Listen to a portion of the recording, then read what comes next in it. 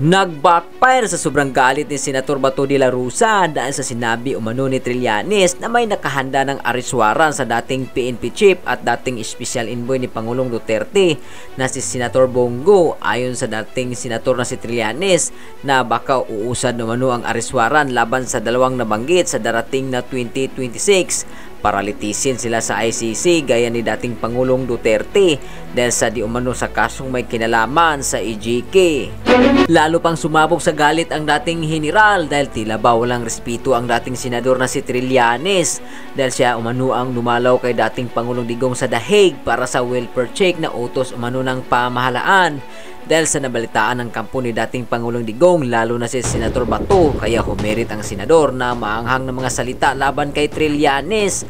Ayon kay Senator Bato, puro ngak-ngak umano ang alam ni Trillanes at tahol kahit sumama pa ito sa ICC kung sakaling huhuliin na si Senator Bato. Di umano siya natitinag sa mga patutsada ni Trillanes. Go ahead, make my day, Mr. Trillanes! Wow! Yan mo! Sige ka lang ngak-ngak yan ang ICC. Sige! Go ahead! Eh, sumama ka pa! Mag-serve ng warrant!